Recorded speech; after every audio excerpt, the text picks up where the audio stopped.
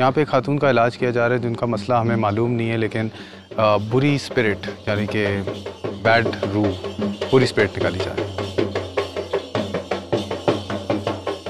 हिंदुओं में जो मन को शांति पहुंचाने के लिए किया जा रहा है वो काफ़ी सिमिलर है मुसलमानों में रूह को जिन्नात से आज़ाद करने के। Hello guys, welcome back to our channel. तो कैसे हैं आप लोग? उम्मीद करते हैं आप सब बढ़िया होंगे। हम भी एकदम बढ़िया। तो आज हम काफ़ी इंटरेस्टिंग सी वीडियो लेके आए हैं और हमारे लिए ज़्यादा ही कुछ इंटरेस्टिंग है और बहुत ज़्यादा इम्पोर्टेंट भी है और आप सबके लिए भी जो है यूनिक रहेगी वीडियो। और टाइटल है Hinduism through a Muslim eyes, Ramayana. तो मोरो जो काफ़ी फेमस है, सब जानते हैं इनको। तो इनके क्या व्यूज़ हैं, है ना? देखते हैं। चलिए ज़्यादा देर ना करते हुए शुरू करते हैं। सलाम, नमस्ते, नमस्कार और सत श्री अकाल। तो भाई हिंदू मज़हब बर सगीर में पाकिस्तान और बांग्लादेश में तो माइनॉरिटी में, अक़लियत में पाया जाता है, मगर फिर भी यहाँ का सबसे ज़्यादा फॉलोड रिलीजन है और सबसे पुराना भी है। मतलब इनकी जड़ें इस ज़मीन में बहुत अरसे से हैं कि इंडस वैली सिविलाइजेशन पे भी शक किया जाता है कि वो शिवा की पूजा करते थे। मतलब हिंदू ऋग्वेदा के पहले गीत जो हैं वो 1500 से 2000 साल इस्लाम से पहले आए। अच्छा। महाभारत और रामायण की भी एपिक्स जो हैं वो 500 से 1000 साल इस्लाम से पहले आई, जिनमें हिंदू फ़लसफ़ा जो कि हिंदू सोच का मरकज़ है वजूद में आए। इस्लाम और हिंदू मज़हब के दरमियान फ़र्क तो हम सब जानते हैं, स्कूल में जो हमें पढ़ाया जाता है कि मुसलमानों का स्ट्रिक्टली एक खुदा है और हम सिर्फ़ एक आखिरी पैगंबर में मानते हैं। हिंदुओं में बहुत से खुदा हैं, कुछ इनमें से एक सबसे बड़े खुदा को मानते हैं, कुछ अलहदा ज़ुमरे का इनको खुदा मानते हैं। कोई कहता है कि यार सबसे बड़ा कोई खुदा नहीं है, कोई एक खुदा भी नहीं है। इस्लाम में बुतों की पूजा हराम है और हिंदुओं में तो ये प्रार्थना करने का जरिए है। बिल्कुल डिफरेंट मुसलमान है। सूअर नहीं खाते, हिंदू बीफ से गुरेज करते हैं। हिंदुओं का मानना है कि आपकी रूह कई दफ़ा जन्म लेती है, संसारा, और इस रीइंकार्नेशन की साइकिल से निजात पाना मोक्षा कहलाता है, जो आप अच्छे काम करने के जरिए हासिल कर सकते हैं। मुसलमान दूसरी तरफ जन्नत जाना चाहते हैं और खुदा की इबादत के जरिए और अच्छे कामों के जरिए उनका दाखिला भी जन्नत में कंफर्म हो जाता है। तो भाई फ़र्क तो हैं, मगर साथ में क्योंकि दोनों मज़ाहिब साउथ एशिया में इकट्ठे चलते रहे हैं कई सौ सालों के लिए, तो बहुत सी रस्में और अलामात अब कॉमन में भी हैं। जैसे हम फास्ट करते हैं, रोज़े रखते हैं, वहाँ हिंदू भी फास्ट करते हैं और दोनों के लिए मकसद भी सेम है, खुद पर काबू रखना। जहाँ हम हज करते हैं वहाँ हिंदू यात्रा करते हैं, जहाँ हम ज़कात देते हैं वहाँ हिंदू दाना देते हैं। मुसलमान अगर खुदा की याद में 5 वक्त नमाज पढ़ता है तो हिंदू मंत्रे के ज़रिए अपने ईश्वर और भगवान को याद रखता है। जहाँ हिंदू का अहिंसा का कॉन्सेप्ट आता है वहाँ मुस्लिम का सलामती का कॉन्सेप्ट आता है। जहाँ इस्लाम से इखलाकियात मैंने 5 अकीदों के ज़रिए सीखी, तो वहाँ हिंदुज़म में धर्मा से मॉरल इंस्ट्रक्शन मिली उनको, राइचस ड्यूटी का कॉन्सेप्ट मिला उनको। मुसलमानों का डे ऑफ जजमेंट है, यौमुल हिसाब का दिन है। हिंदुओं का कारमा का कानून है कि जैसा करोगे वैसा ही भरोगे। और मुझे तो भाई कारमा में मानने वाले बहुत से मुसलमान भी मिले हैं। हाँ? तो भाई कॉमन भी काफ़ी कुछ है। इधर श्रीलंका में मैं और ईसान पहली दफ़ा हिंदू मंदिर देख रहे हैं और सलाखों के पीछे से काली एक खौफनाक खोरी करा रही है और शीशे के पीछे गणेश बैठा नाप रहा है। और भाई ये हिंदू लोगों का गणेश है ना? इस मुजस्समे में इंसान के बदन ये कहाँ पे है टेंपल? क्यों लगा है? श्रीलंका। मैं नहीं जानता। और तो वैसे ना देख के काफी अच्छा सा लग रहा है कि एटलीस्ट आपको हर रिलीजन के बारे में थोड़ा बहुत तो रिसर्च करना चाहिए, जानना चाहिए। इंसान होने के नाते अपने रिलीजन को रिस्पेक्ट करो, बट आपको दूसरे रिलीजन के बारे में भी थोड़ा बहुत पता होना चाहिए। जैसे हम भी इस्लामिक वीडियोस कभी कभार वॉच कर लेते हैं थोड़ी बहुत नॉलेज के लिए, जस्ट फॉर नॉलेज। मेरे को तो अब काफी रिस्पेक्ट कुछ सभी पता की करनी चला। चाहिए। इन कहानियों से थोड़ा महरूम है, मगर हमारे मौजूद वो हमें शायद हिंदुइज्म के बारे में भी बताएगा। So as I said, we have a very big relationship with India. Sri Lanka के बुद्धिस्ट का तामिल के हिंदुओं से बहुत पुराना और गहरा ताल्लुक है। मतलब कि तारीख में इनके सिनलीज बुद्धिस्ट बादशाहों ने भी तामिल हिंदू क्वीन से शादी तक की है, मगर किंगडम्स यहाँ की हमेशा से बुद्धिस्ट ही रही हैं। वो आवाज आ रहा है ना सर? हाँ। अभी हम टेंपल के अंदर में है ना? ठीक है। तो वो आवाज वो भगवान की पूजा कर रहे हैं। ये लोग? हाँ, ये लोग, ये बुद्धिस्ट है। अच्छा। फिर भी हिंदुइज्म का भगवान की बिलीव कर रहे हैं। भगवान देखेगा? देख लेते हैं, चलो पूजा नहीं करेंगे। क्या करे? देख लेते हैं, पूजा नहीं करेंगे। मतलब ये पूजा नहीं करते ना ऐसे मूर्ति की। मूर्ति, हाँ। जैसे ही मैं वो जहाँ पे प्रार्थना हो रही थी, थालियां दे रहे थे, मुझे एकदम से ना कुछ अजीब सी अंदर से फीलिंग आना शुरू हुई। फिर कुछ दुआ मुझे आती थी, औज़ु बिल्लाहि मिनश शैतानिर रजीम, ला हौला वला कुव्वता इल्ला बिल्लाहिल अलिय्यिल अज़ीम और अस्तगफिरुल्लाह। ये काफ़ी देर में पढ़ता रहूँ और मैं फूंकता रहूँ, उल्टे हाथ सीधे हाथ अपने ऊपर भी। It's all good good good good man. Sri Lanka में मैंने देखा है हिंदू, मुस्लिम, बुद्धिस्ट और क्रिश्चियन सब साथ रहते हैं और इनकी इबादतगाहें भी साथ साथ हैं। कहीं देखता हूँ तो मुझे बुद्धा के स्तूप नज़र आते हैं, कहीं देखता हूँ तो मुझे चर्च नज़र आते हैं, कहीं पे मुझे मंदिर नज़र आते हैं, कहीं पे मस्जिद है। यार कमाल है। यहाँ पे खातून का इलाज किया जा रहा है जिनका मसला हमें मालूम नहीं है, लेकिन बुरी स्पिरिट यानी कि बैड रूह, पूरी स्पिरिट निकाली जा रही है। हिंदुओं में जो मन को शांति पहुंचाने के लिए किया जा रहा है वो काफ़ी सिमिलर है मुसलमानों में रूह को जिन्नात से आज़ाद करने के। क्या इन रिवायात की भी कोई कॉमन जड़ है?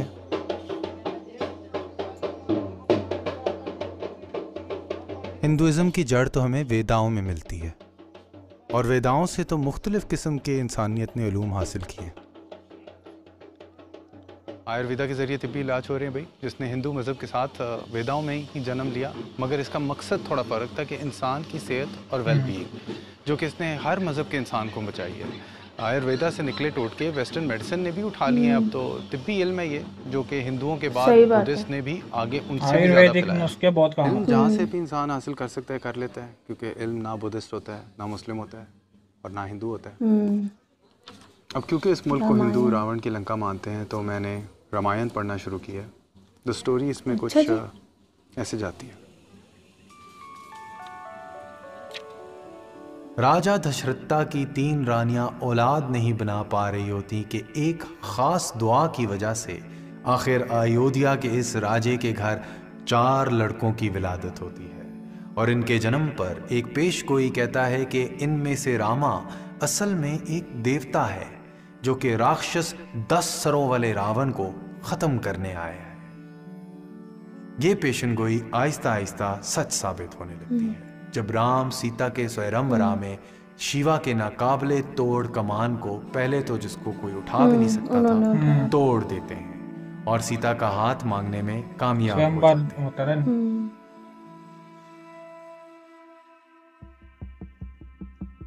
राम राजा बनने के ट्रैक पर ही थे कि कायकी रानी, जिनके दिल में मंथरा उनकी दासी ने राम के खिलाफ जहर भर दिया था, दशरथ राजा को उनके 2 वादों का इस्तेमाल करने का कहती है और दशरथ से कहती है कि राम को 14 साल के लिए जंगल में एक्साइल कर दिया जाए और उसके बेटे भारता को उसकी जगह बादशाह कहीं ने करवाया था सारे ना। और जबकि राजे का दिल तो टूटता है इस काम पर वो अपना वादा पूरा करता है और राम भी अपने वालिद का हुक्म का एहतराम करते हैं, अपना फर्ज पूरा करते हैं।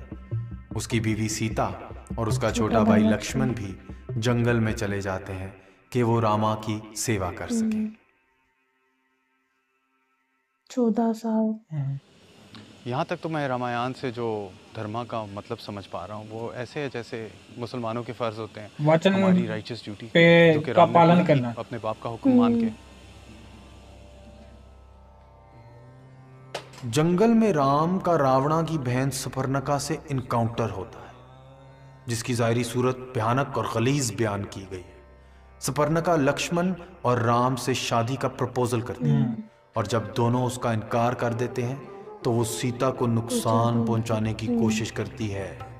इस पर लक्ष्मण उसका नाक और कान काट देता है। बेइज्जत होकर जब सुपर्णखा अपने भाई रावण के पास वापस आती है और उसे हादसात बयान करती है और साथ में सीता की खूबसूरती को ऐसे बयान करती है कि रावण का दिल भी सीता पर आ जाता है।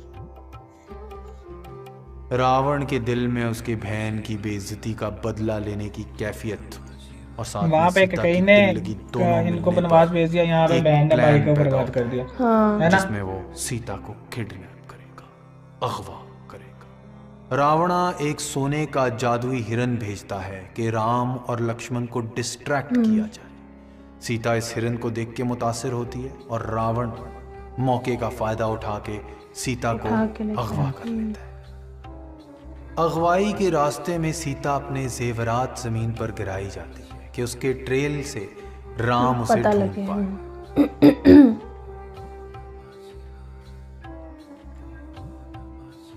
कितना पीसफुल साउंड है ना। रावण की लंका श्रीलंका में थी ना यहाँ, तो इसलिए यहाँ पे बहुत सी चीजें हैं रामायण से रिलेटेड। ये हमारे पीछे रावण वाटरफॉल्स है, जिसके बारे में कहा जाता है कि इसके पीछे जो गार है वहाँ पे सीता को रावण ने अगवा करके कुछ देर के लिए रखा था। अच्छा, मजेदार है। श्रीलंका में इस तरह की बहुत सी छोटी छोटी चीजें हैं जो रामायण की कहानी से मुंसलिक हैं।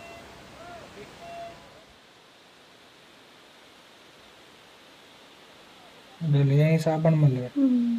ये चीज मुझे बहुत यहाँ गलत लगती है। हनुमान की एंट्री होती है, जो कि राम का वफादार होता है। एक बड़ी छलांग मारता है, दुनिया की सबसे बड़ी छलांग, जिससे वो बहर पार करके लंका पहुंच जाता है। वहां वो सीता को राम का पैगाम देता है कि राम उनको रेस्क्यू करेंगे, उनकी हौसला अफजाई करता है। मगर निकलते हुए हनुमान की धुन को रावणा के राक्षस आग लगा देते हैं।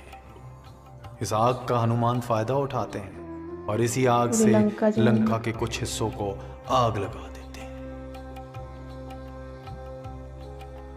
राम की मदद से हनुमान की बंदर फौज समुंदर पार एक पुल बनाती है, जिसको पार करने पे एक बहुत ड्रामेटिक जंग होती है। अगर आप पढ़े तो आपको बड़ा मजा आएगा, मगर स्पॉइलर मैं आपको यहाँ पे वैसे भी दे देता हूँ। जबकि रावण एक काबिल जंगी होता है, क्योंकि रामा को उसके भाई ने उसकी कमजोरी बता दी होती है, उसका नाफ। तो राम एक खास तीर लेके 10 सरों वाले रावण को मार देता है। नाभि में 3 और मारने के बावजूद ऐसे ही मरता, उसको जितने एक सर काटो फिर उसका दोबारा सिर आ जाता था, ऐसा सुना है। और सीता को रेस्क्यू कर लेता है।